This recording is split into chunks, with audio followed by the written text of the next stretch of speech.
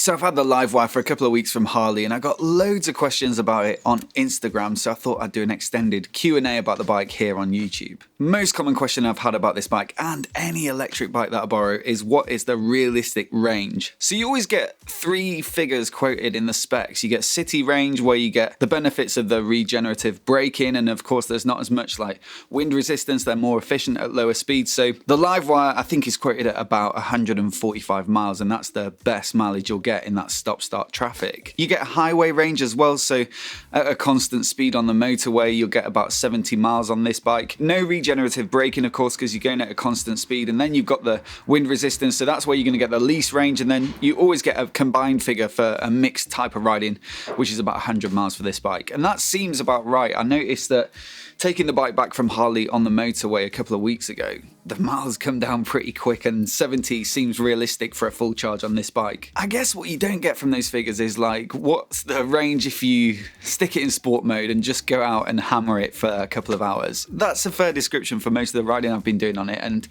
I'd say about 70-ish as well, which sounds quite limiting, but I've actually found that for most of the rides that I've been doing, it hasn't felt too bad. I've had like a rough idea of where I've wanted to go, a few nice roads that I like, somewhere to stop off for a bit, but I haven't really been seeking out charges when I've been out on this bike. I've just had a good day, nice weather, wanted to go out for a bit of fun.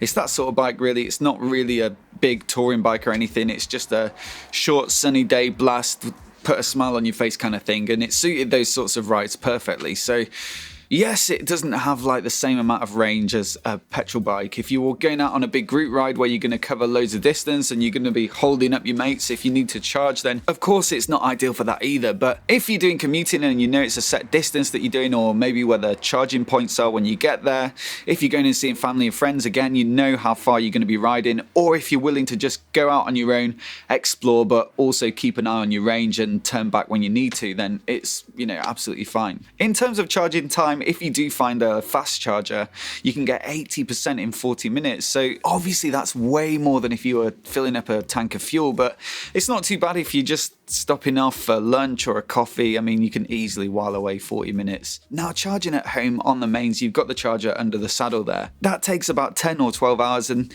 to be honest, it doesn't really matter if it's quicker than that, because let's say it was 7 hours, that's still realistically overnight. So as long as you've got enough time to plug it in when you get home, let's say you use it for commuting and you ride back at 5 or 6 o'clock, you're home by 7, as long as you're not leaving before 7 the next day, then it should be totally fine. Now, I had a few people asking whether it's actually fun to ride, and do you miss the engagement of a clutch, a gearbox, banging through the gears, rev matching, the sound of the engine, and all those kinds of things that go along with a great motorcycle ride. You know, it is a different riding experience. It's not like riding a petrol bike, and I would miss those things as well, and I think I would always have a petrol bike alongside an electric at the moment for those very reasons. But that's not to say that this is boring to ride at all. The way it delivers its torque from basically zero revs and just absolutely flings you out of corners. The acceleration when you're going at some speed as well, if you're on the motorway and you want to overtake, going from 60 to 80, I think they quote 1.9 seconds. There's no need to wind it up and find the right gear and find the revs. It just absolutely goes as soon as you twist the throttle. Combined with the decent brakes, the good suspension, a good riding position, you can have loads of fun on this bike. And I even like the sound. I've said before when I've borrowed other electrics that it's not necessarily that the sound isn't good. You know, it sounds like a spaceship. It just needs to be louder for me. I'd love to hear more of that electric whine as you're winding the throttle on and giving it some welly.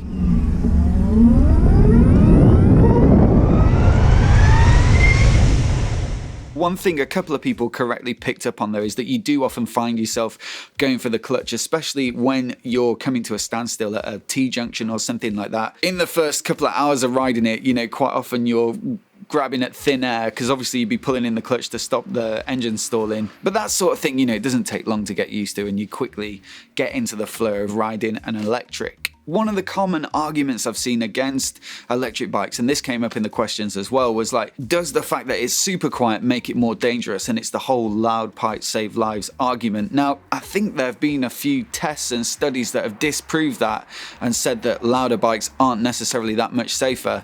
But I have to say, look, come on, if you're riding around expecting that everyone can predict that you're coming because you've got a loud exhaust, then you're asking for trouble. And it's no different with an electric bike. You know, you've got to be riding, assuming that nobody's seen you, assuming that nobody's heard you come in, giving people plenty of space and waiting until you're absolutely certain that you've made eye contact or that they're looking directly at you before you can, make any maneuvers. Of course, there'll be the odd situation where if you're in town traffic and maybe you're alongside someone, they might move over because they haven't seen you in their mirrors, and maybe if you had a super loud bike, they would have known you were there. But I think those are fairly few and far between. And yeah, like I say, I wouldn't be changing how I ride based on, how loud the bike is. I'd be always thinking defensively. A few questions about the weight. It is 250 kilograms ish, which is pretty substantial. All of the electric bikes that I've borrowed have been fairly hefty. So the Zero SRF is a bit lighter than this, but it's still 220, 230 if you spec it up with some of the extra power packs and that sort of thing.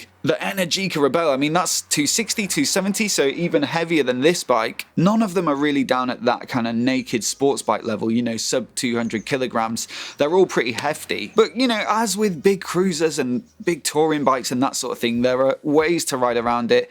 And quite often when you've rolled off, you don't really notice that extra weight. It's more at those low speeds and, pushing it around the driveway and that sort of thing that you notice it. And it does feel very planted on the motorway, and that weight of that big battery's got to be part of that. Although it doesn't really have the range to do it, stick the cruise control on, sit into that comfy position, and with the smoothness of the electric motor, it's really, really good on the motorway. It surprised me actually, and if it had extra range, I think you could do plenty of distance on it. Speaking of which, someone said, would you actually dare to do like a European tour on it? I just don't think it's set up for that. I think long way up, if you've watched it, Ewan McGregor, Charlie Borman riding the LiveWires up through South America.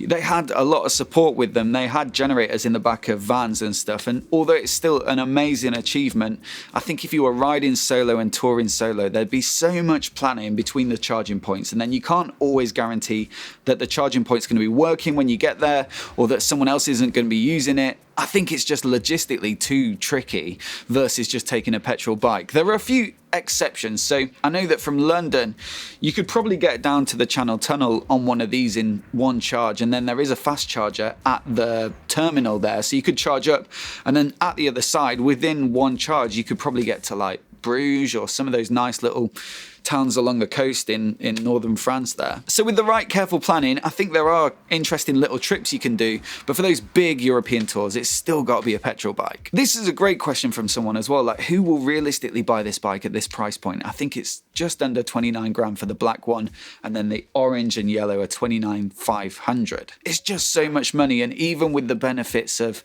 not paying for fuel and not paying for road tax and that kind of thing, it's going to take you a long time to get that back versus, like a budget commuter or something. So from a practical perspective, I just don't think that's really in the question. It's truly a premium, kind of like a collector's item.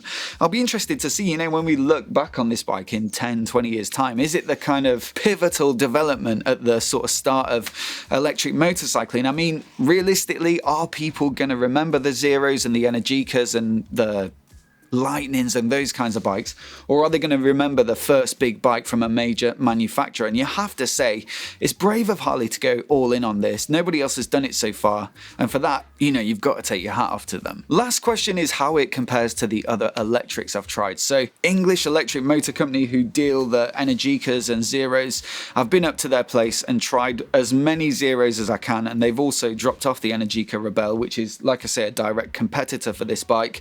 So I've tried plenty of them. Right down at the bottom end, you've got the very short distance like Zero FX and FXS. So I think those are like supermoto style bikes. Those are about 10 grand, but they don't have a great deal of range. I think it's a 7.2 kilowatt hour battery, which is pretty much half of what you got here. Those would make a great bike for the city though. They're small, light, agile, you don't need loads of range, and like I say, with the benefits of sort of regen braking and not just clogging it down the motorway, you don't necessarily need a huge battery. So those might be my pick for purely inner city riding. Moving up the range a bit, you've got the Zero S and SR. Those are pretty good actually. I wouldn't say they're particularly good looking bikes. That might be the thing that would put me off them the most. The proportions all look a bit weird to me.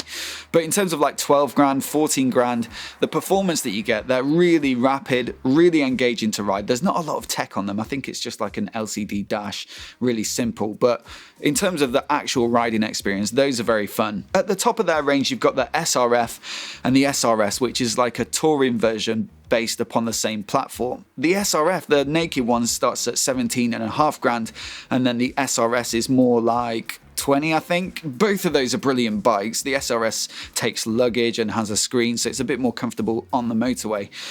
The SRF, absolutely rapid, naked sports bike, really good looking, much better looking than the other Zeros in my opinion. So that's one of my favourites. The Energica Rebelle has like the most power out of the bikes that I've ridden. I think it's 145 horses, but it's up near Triumph Rocket levels of torque. It's over 200 Newton meters of peak torque. So that one absolutely flies. But in terms of the pricing, it is getting up towards the LiveWire. I think it's 25 or 26 grand.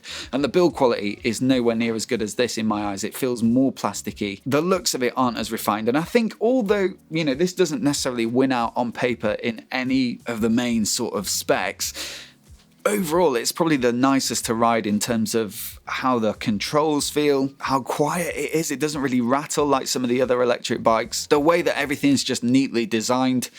And so if I had 30 grand to buy a fancy electric bike, you know, I can see why people do it. Realistically, I don't have that kind of money, and I'm going to need a lot more YouTube views before I get there.